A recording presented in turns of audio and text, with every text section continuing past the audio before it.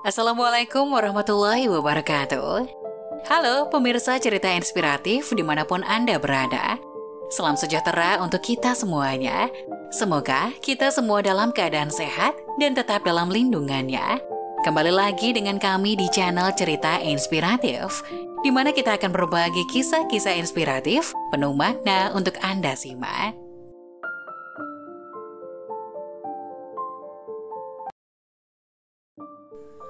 Dosa meninggalkan sholat 5 waktu dengan sengaja. Na'udzubillah min dzalik. Sholat 5 waktu adalah kewajiban bagi setiap muslim dan meninggalkannya tanpa uzur yang jelas akan berdosa. Dosa meninggalkan sholat 5 waktu ini sangat besar. Ibnu Qayyim al-Jauziyah mengatakan dalam kitab As-Shalah, kaum muslim sepakat bahwa meninggalkan sholat 5 waktu dengan sengaja adalah dosa besar yang paling besar, dan dosanya lebih besar dari dosa membunuh, merampas harta orang lain, berzina, mencuri, dan minum minuman keras.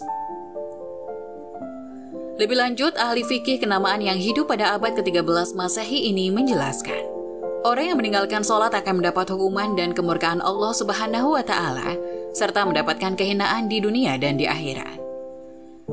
Ibnu Abbas mengatakan bahwa yang dimaksud dosa besar adalah setiap dosa yang Allah Subhanahu wa Ta'ala menjanjikan neraka kepada orang-orang yang melakukannya, atau Allah marah dan melaknat orang-orang yang melakukan perbuatan tersebut, atau dia berjanji akan mengazabnya.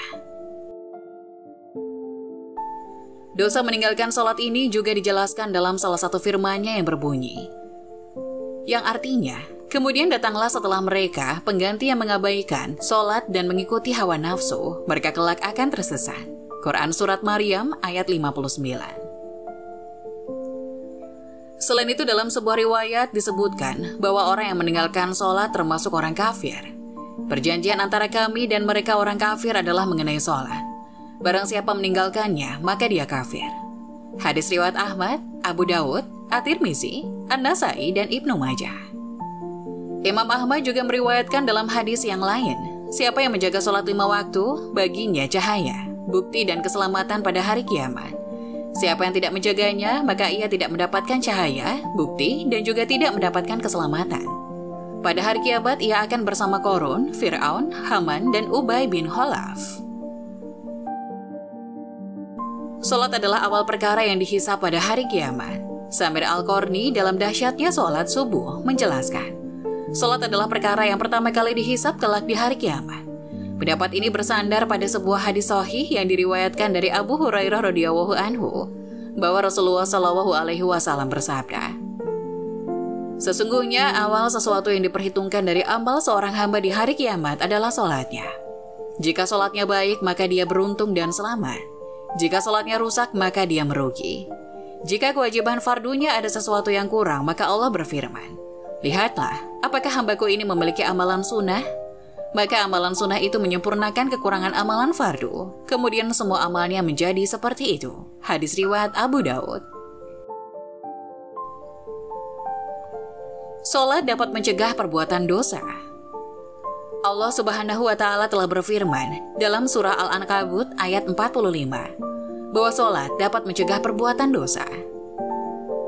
Bacalah kitab Al-Quran yang telah diwahyukan kepadamu dan tegakkanlah sholat. Sesungguhnya sholat itu mencegah dari perbuatan keji dan mungkar.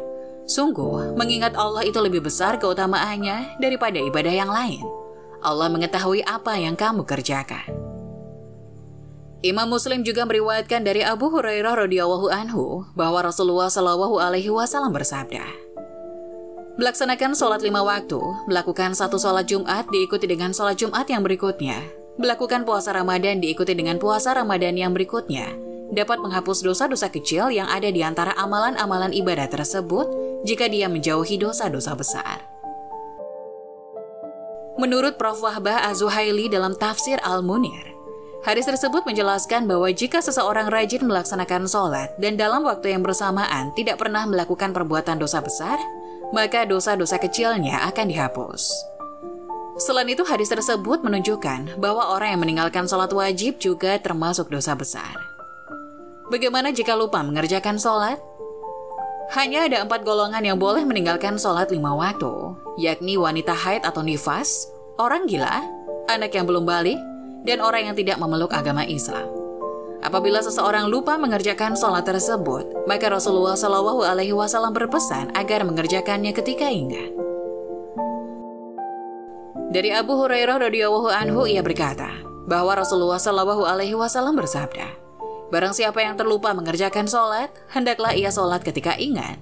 Tidak ada kafaratnya atau dendanya kecuali dengan cara ini. Kemudian beliau membaca ayat, dirikanlah sholat untuk mengingatku. Hadis riwayat Muslim.